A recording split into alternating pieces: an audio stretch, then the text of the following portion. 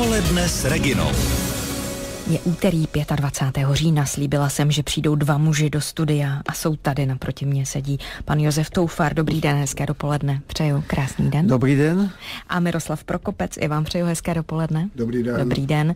Nejprve se obrátím na pana Prokopce, ale pak hned zase na pana Toufara, protože vy nám řekněte, proč jste vlastně přišli. Já bych si dovolil vás pozvat na zcela jedinečnou akci, která se ještě v České republice nejspíše nekonala, a to jsou oslavy výročí 70. značky Jeep. 70. narozeniny, pane Toufare, vy znáte část té historie značky Jeep. Jak dlouhou? No tak já tu historii znám od 27. května roku 40. No, tak v té době totiž americká armáda vypsala konkurs na lehký bojový vozidlo, k tohoto konkurzu se zúčastnily 3 firmy. Bantam, Willys a Ford. A z těch 3 firm, pak z těch vozidel prototypů americká armáda vybrala, každému teda zadala objednávku na 1500 kusů, aby mohli ve všech armádách vyzkoušet to vozidlo, a nakonec celou soutěž vyhrála firma Willys a posléze ten automobil se jmenoval, který šel do výroby jako Willys Military jako M a byl druhý v řadě, protože prototyp byl první, tak MB. Tudíž to nemá se Škodovkou nic společného, ale zkrátka souhlasí MB. Willys MB. Tak to byl úplný začátek. To je úplný začátek a Jeep se tomu říká, protože v licenci to vyráběl Ford a ten měl svoje značení náhradních dílů podle písmen, takže rozvor vozidla, těch 80 palců, měli označený písmenem G a další, co bylo, jako velikost, objem a podobně, měli označený písmenem P. Takže ta zkratka toho vozidla byla GP a dvojitý V jako Willys. No tak to GP foneticky vyslovováno je Jeep a to jméno už tomu zůstalo. Kdy vy jste se s Jeepem potkal poprvé? V roce 59 jsem koupil prvního Jeepa. No a od té doby se jich vystřídalo hodně. No tak v současné době jich mám 12. Takže. A nejmilejší z nich? No nejmilejší je právě ten prototyp, co byl před Willysem MB, to Willys MA. Počkejte, vy jste říkal v roce 59, vidíte? To asi nebylo moc jednoduché se dostat tady u nás k Jeepu.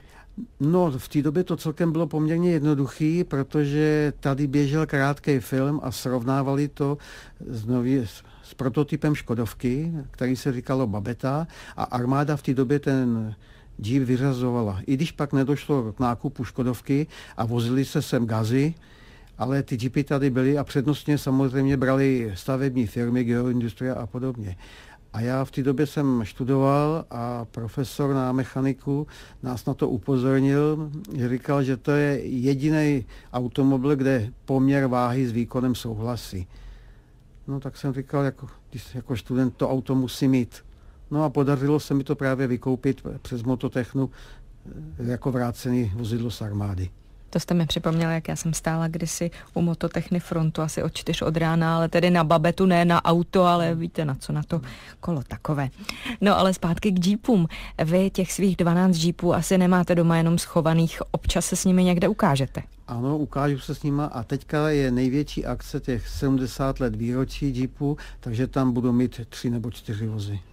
A jak to všechno zvládnete obhospodařit? Tedy budou pouze ke koukání a nebudete s nimi jezdit? No tak já mám teda vozidla všechny pojízdný, takže tam s nima přijedu. Ovšem problematický je, že můžu jet vždycky s jedním, tak potřebuji někoho, kdo mě odveze ještě zase zpátky pro to další auto.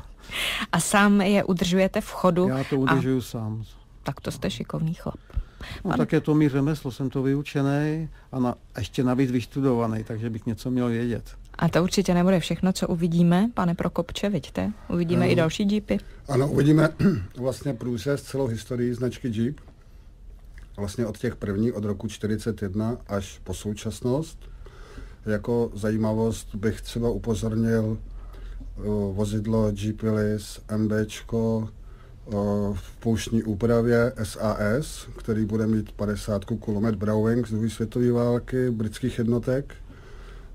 rozhodně by stálo za to vidět na Náplavce v Praze, kde to je od 9 do 12 hodin v pátek, 28.10. To bude státní je to státní svátek, ano. Mm-hmm. Pak vlastně se přesouváme společně již do rekreačního areálu Jizbice, kde proběhne celý víkend pod značkou Jeep a pod tímto výročím. A tam se taky můžete přijet podívat, ale my vám podrobnosti povíme zase za chvíli, protože teď pro nás pro všechny písnička.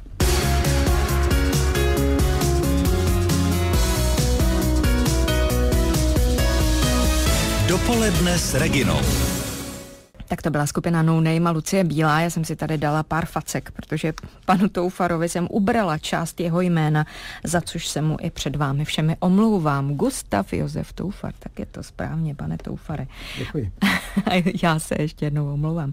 A teď zpátky k Jeepům.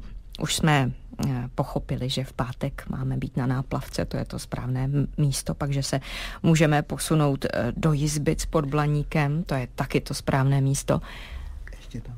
Ještě tam je co? Mezitím ještě druhá skupina se sejde v Uřiněvsi na tom kulatém objezdu, kde tam je prodejna, kterou z důvodu reklamy jako bych nerad jmenoval, ale a to bude v pátek nebo v sobotu? To je taky v pátek. Taky v pátek na a v kolik hodin asi? Taky od 9. Taky od těch 9. Že na tu náplavku by se všichni nevešli. Jo, to máte pravdu. No a povězte mi taky, mě zajímá, protože vy určitě máte nějaké speciální oblečení, ve kterém jezdíte. To asi není jen tak něco, že někdo přijde v šusťákové soupravě a někdo v trenkách. No tak k vojenským jeepům je většinou nějaký to vojenský oblečení a v takovémhle počasí je bezpodmínečně nutný, protože v normální v dínách by asi byla každému zima. No a co se týče uzavřených automobilů, tam je to prakticky jedno, protože to jako už si lidí, jako na vojáky si nikdo nehraje dneska, to už je pryč. Vy máte taky nějaký Jeep klub tady v České republice? Ano, existuje Jeep klub Republiky České, nebo máme označení Jeep klub CZ. A dokonce jsme nejstarší Jeep klub na světě. A máme v té době, když jsme zakládali Jeep klub, tak majitelem firmy Willys byl pan Kaiser a shodou okolností v tom roce on se stal mužem Spojených států, jak udělují každoročně titul těm průmyslníkům. A já jsem psal, že zakládáme Jeep klub a jestli jako nemá proti tomu žádné námitky a on nám poslal blahopřejný dopis, že jsme první na světě a že máme i povolení užívat tento titul. First Club on the World. Tak to je paráda. Máte nějakou klubovnu, kde to máte vyvěšené? Ne, tohle nemáme vyvěšené. To mám ve svém archivu, protože různě po klubovách se vždycky přijde někdo cizej. A už to není? Už to není. Takže. Kolik máte jako klub členů?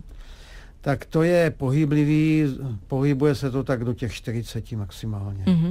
No a pane Prokopče, zpátky na Náplavku a spol, protože vy máte ještě nějaký další program, který jsme zatím nestačili přeříkat. Já bych to asi si můžu od začátku raději vzal. Určitě. Takže vypukne to vlastně v pátek, toho 28. jak jsme ji zmínili, v 9 hodin ráno na Náplavce, kde bude průřez historii vozidel do 12 hodin.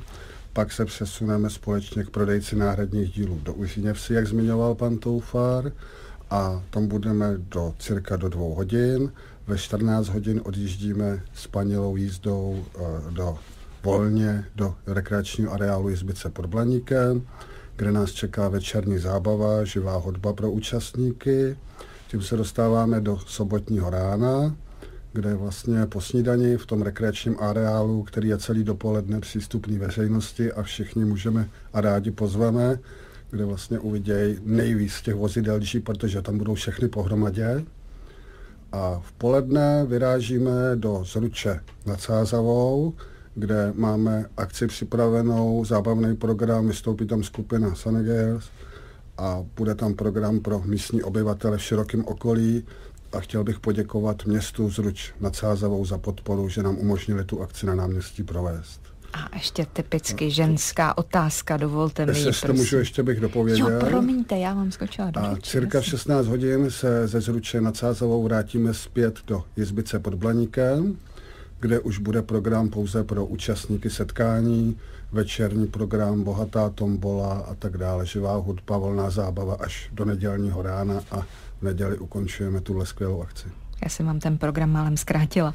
No a povězte mi, je to pouze pánská jízda, nebo taky sebou berete partnerky, pane Toufare? Tak určitě bereme partnerky, protože skupina, která tam hraje, Sunny Girls, je skupina mojí manželky a navíc moje manželka z těch 12 jeepů, který vlastním, běžně se 3 jezdí. To je paráda. Takže každý zveme dokonce i majitele jeepů, když přijede s rodinou, s malejma dětma, jsou všichni vítáni. A určitě se všichni dobře budou bavit. A když se podíváte na stránky www.70 číslicí 70 let jeep.cz, tak tam určitě bude i ten program k dispozici. Jsou tam kompletní informace. Všechno tam najdete. Já bych ještě doplnil, když se bavíme o těch stránkách, je tam jak formulář, kde se můžou registrovat účastníci, kteří jedou na sraz, a následně ty vozidla registrovaných účastníků jsou i na těch stránkách k vidění. Jsou to vlastně fotografie vložené od přímo těch účastníků a majitelů vozů a je tam opravdu na co se koukat, co ty lidi uvidějí, tak můžou si už teď podívat vlastně na těch fotografiích. Můžete se nechat nalákat a pak už stačí jenom přijet se nebo přijít se podívat v pátek a v sobotu. Pane Toufare, pane Prokopče, děkuji, že jste přišli, mějte se hezky a příjemné oslavy vám přeju. Děkujeme. Naslyšenou. Naslyšenou.